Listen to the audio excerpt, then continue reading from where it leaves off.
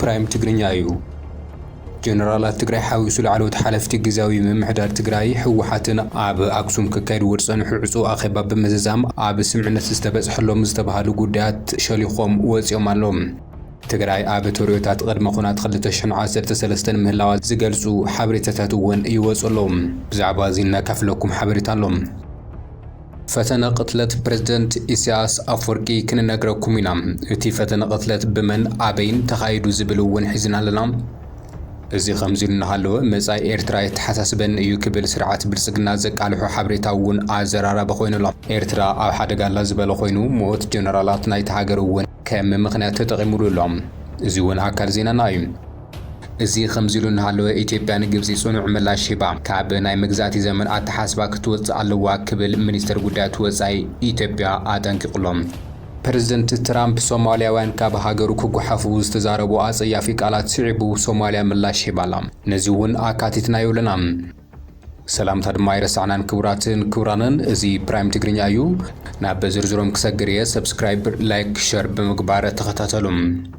ኣብ ኣክሱም ዝተኻየደ ዝተለዓሉት ኣመራርሓ ትግራይ ስጉምቲ ፌደራል ናብቲ ናይ 2013 ዓመተ ምህረት ጆኖሳይድ ዝምልሱ ተርእዮታትን ምልክታት የርኢ ኣሎ ዝብል ስምምነት ከም ዝተበጽሐ ተገሊጹ። መንግስቲ ፌደራል ባጀት ትግራይ ምቁራጹ ስዒቡ ዝተፈጠረ ቁጠባውን ፖለቲካውን ጸቕጢ ንትግራይ ናብ ከቢድ ሓደጋ የንቃዕራ ከም ዘሎ ላዕለዎት ኣመራርሓ ሕወሓትን ግዛዊ ምምሕዳርን ኣብ ስምምነት ከም ዝበጽሑ ተገሊጹሎም። ላዕለዎት ኣመራርሓ ካብ ግዛዊ ምምሕዳር ትግራይን ሕወሓትን ኣብታ ጥንታዊት ከተማ ኣክሱም ኣብ ዝገበርዎ ሓበራዊ ዕጹብ ዘተም ስጉምታት መንግስቲ ፌደራል ነቲ ቅድሚ ሕዳር 2013 ዓመተ ምህረት ዝነበረ ኩነታት ዘዘኻኽርን ናብ ካልኣይ ዙር ጆኖሳይድ ከምርሕ ዝኽእል ምዃኑ ኣብ ናይ ሓባር ምርዳእ በፂሖም ከም ዘሎ ፍልፍላት ተሓቢሮም። ብመሰረት እቲ ዝወጽእ ሓበሬታ እቶም ኣብ ኣክሱም ዝተራኸቡ መራሕቲ መንግስቲ ፌደራል ዝኽተሎ ዘሎ ስልቲ ምስቲ ቅድሚ ኣስካሕካሒ ኩናት 2013 ዓመተ ምህረት ዝነበረ ኩነታት ትግራይ ካብ ፌደራል ክትረኸቦ ዝግባእ ነዳዲ ሓዊሱ ባጀት ከም ዝተቋረጸ፣ እዚ ድማ ተራ ምምሕዳራዊ ውሳነ ዘይኮነስ ንህዝቢ ትግራይ ምብራኻን ዓቕሚ መንግስቲ ንምድኻም ዝዓለመ ናይ ኩናት ስልቲ ምዃኑ እዩ ተገሊጹ ዘሎ። ጀነራል ታደሰ ወረደ እዚ ባጀት ምቁራጽ ናብ ኩናት ናይ ምምላስ ውዲትን ናይ ነውርን እዩ ክብል ኣብ ኣክሱም ጽዮን ዝተዛረበ ምዃኑ ይዝከር እዩ። እቲ ዘረባ ጀነራል ታደሰ ወረደ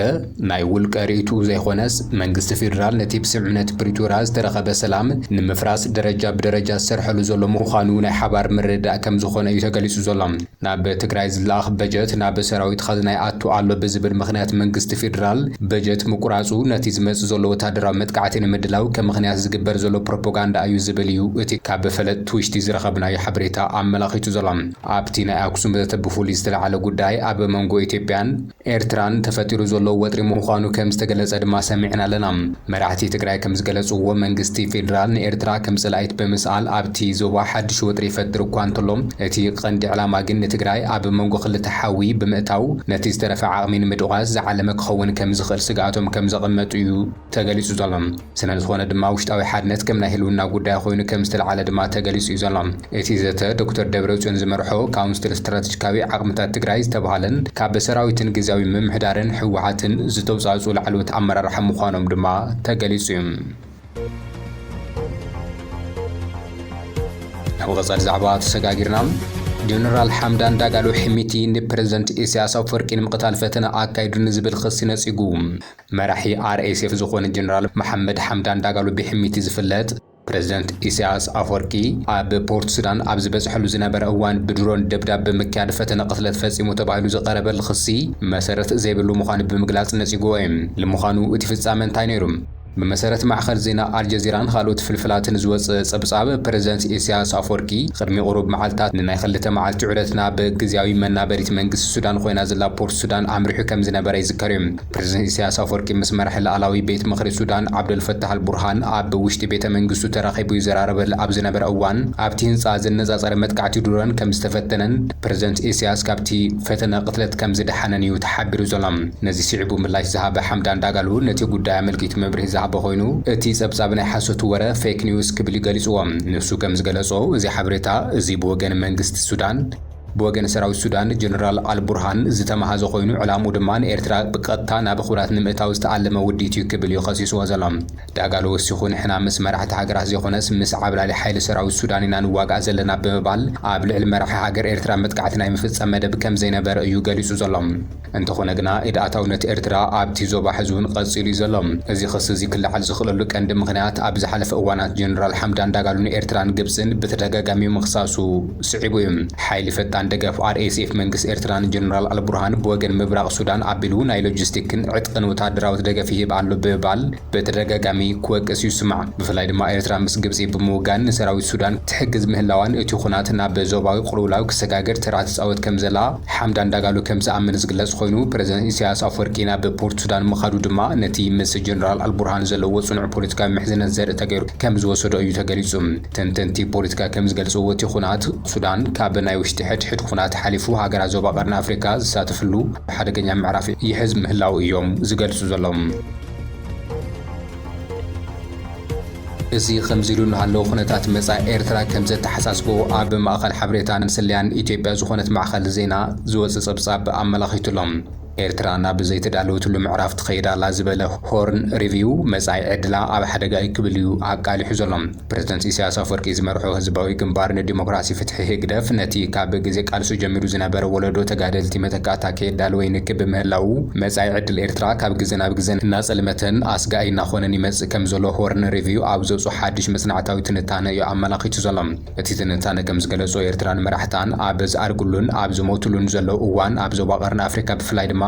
مس إثيوبيا وطري أبز عرقلو زلو اوان اتهاجر نزقات ما زلو قلولاو نمسغار زخل قواماوي تكالاوي قرصي كم زي بلا زغلص خوينو اتهاجر ناي مدفع عدلا اب قلقل ايو زبللو نتبون كم صعب يقميتو زلم اتي زبزاب سلسته مسرتاوي نتبتا تقميتو تكالاوي عنوت اب قدماي بركي سرع خوينو سرعات كدف كاب حزباوي جنبار زورسو بحلي ماخلاينتن زي حته سلطان ديكتاتورشيب ناب مولو هاجر بمسحفع تكالاوي عبيت كنكن غير يون ابنت دما كم يونيفرسيتي اسمرا زعم سلام وراس زفريات تكالات معصاون نزا بريس سيفيل محبرسب مدفان اتهاجر زتمهار حيل سبن مرحتن كهلوا غيرو زبل خوينو بمغصال دما اتي سرعات نخلو سلطان بوليتيكا صتان قطبان اب ارتقادلتي طراح چبيتو كم صنح بمحبر اتي وارساي تبهلو صوا حدش ولودغنا هاغراوي قديتان علامان كشكم منبر رؤسو خيلو بوليتيكاو ريتو كهلون هاغر ناي ممرح خلت كيمعبل انتغيريو زي دما رؤسو زخاله راي كهلون مصاي تسفات هاغر زصلمتن يكبليو اتي تنتانه اسفيرو زلم موت بزح جنرال تغادلتن ايرترا كم مغنيات زغمتتي معخل زينا بريزيدنت إسياس أفوركي اب خبابي زلو لعلو سبسلطاناتن تهاجر ببيولوجيكاوي مخنيات يخون ببوليتيكاوي عدمه اب ناي مودات هاجز علو زبلو خوينو منستر زينا إرترا يمانه قبر مسكل بتدغاغامي زغلص زلو لعلو موت جنرال سبسلطانات اتي سرعات بزي متكاتا ناب مودات يقرارب مهلاو دحري زمص كفتت خبير مخانو زر ملكت يكبليو اتي صبصاب كابتي منستر بتري تقبلو زلم اتي غزاي ولدو مس زحلف إرترا ناب زيت دالو لمعراف كتاعتو ياز بلاتي صبصاب نزوم صعب حدغاتات اغلهم قطبا اتهاجر اب تحتي هيدري تراستن يهبحري تريدينج كوربوريشنن زامسلو ناي بارتي تكالاز تتحزنبر هاجراوي عداغا زيبلو مخانو تمقدماي بركي زسرع حدغان تخون محبرسابو قريتام مالتون اب قلا اب مسلم محبرسباتن تغرينيا تزارب تسيقون حزبتاتن تدافينو صنح قريتان اينو حوان سمعيت مغلالن مغنفالو زيترفيو كبليو غاليسو زلام ስለዝኾነ ድማ እቲ ለውጢ ዝደሊ ተቃዋሚ ምሁር ኣብ ስደት ስለዘሎ ምስቲ ኣብ ውሽጢ ሃገር ዘሎ ህያው ፖለቲካ መምሕደራዊ ክውንነትን ዘለዎ ምትእሳር ኣዝዩ ድኹም ምዃኑ እዚ ድማ ቀጻሊ ኣንፈት እቲ ሃገር ዘይንጹር ይገብሮ ክብል እዩ ተቐይሱ ዘሎም እዚ ጸብጻብ ዝወጸሉ ዘሎ እዋን ኣብ መንጎ ኢትዮጵያን ኤርትራን ዘሎ ርክብ ናብ ዝኸፍአ ደረጃ ወሪዱ ክልቲአን ሃገራት ናብ ከቢድ ግጭት ከምርሓ ይኽእላ እየን ዝብል ስጋት ኣብ ዝምዕበለሉ ዘሎ እዋን እዩ ክበልዕዋ ዝደለዩ ኣባ ጉንባሕ ዛግራ ይብልዋ ከም ዝበሃል ላዕላውነት ኤርትራ ሕቱ ምልክት ኣስሚሩሉ ዘሎ ስርዓት ብልጽግና ወረራ مفصام تلمي كام زلو كغلص هون صنيحيم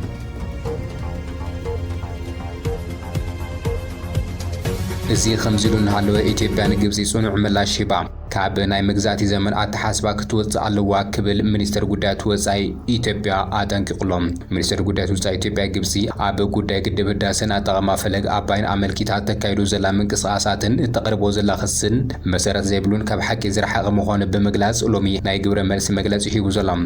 እቲ ሚኒስተር መግለጽታት መንግስቲ ግብጽ ኣመልኪቱ ኣብ ዘውጽኦ መግለጺ ግብፂ ነቲ ክካይድ ዝጸንሐ ናይ ክልቲኣዊ ዝርርብ ሸለል ብምባል ብቐጥታ ይኹን ብተዘዋዋሪ ኣብ ልዕሊ ኢትዮጵያ ተካይዱ ዘላ ዘመቻን ፍኸራን ነቲ ናይ 21 ክፍለ ዘመን ሓቂ ዘይምርዳእ ዝፈጠሮ ጌጋ እዩ ክብል እዩ ገሊጹ።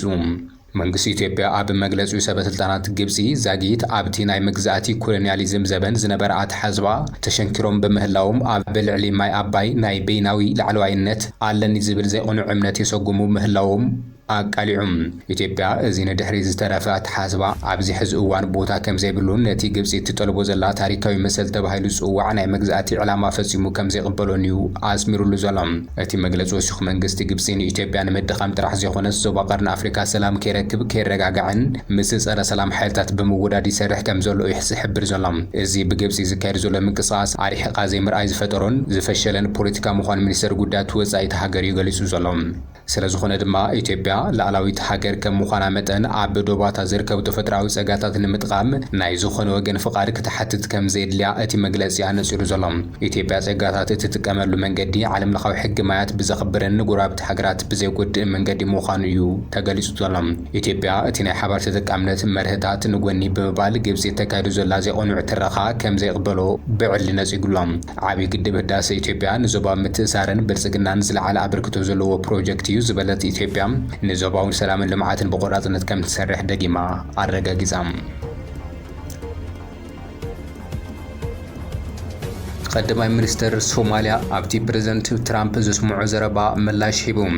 ፕሬዝደንት ትራምፕ ትማሊ ሶማልያውያን ስደተኛታት ኣብ ኣሜሪካ ክነብሩ ከም ዘይግብኦም ብምግላጽ ናብ ዝመጹሉ ክኸዱን ክጓሓፉን ኣለዎም ክብል ምዝራቡ ይፍለጥ እዩ። ሎሚ ኣብ መቃዲሾ ኣብ ዝተኻየደ ሓደ ኣኼባ ቀዳማይ ሚኒስትር ሶማልያ ሓምዚ ባሬ ነዚ ጉዳይ ኣመልኪቱ ርእይትኡ ዝሃበ ኮይኑ እቲ ቀዳማይ ሚኒስትር ክዛረብ እንከሎ ንትራምፕ መልሲ ካብ ምሃብን ንዘረብኡ ትርጉም ካብ ምሃብን ነቲ ጉዳይ ምርሳዕ ይቐልል ክብል እዩ ገሊጹ። ወሲኹ ፕሬዝደንት ትራምፕ ኣሜሪካ ዘለፋ ጸርፊ ክፍጽም እንከለዉ ሶማልያ ናይ መጀመርታ ሃገር ኣይኮነትን፣ ቅድሚ ሕዚ ናይጀርያን ደቡብ ኣፍሪካን ሓዊሱ ኣብ ልዕሊ ብዙሓት ሃገራት ዘለፋ ሰንዚሮም እዮም ዝበለ ኮይኑ ስለዚ ነዚ ዘለፋታት ክንዲ ትኹረት ኣይንህቦን ክብል ከም ዝተዛረበ ጋራዌይኑ እዩ ጸብጺቡ ዘሎ።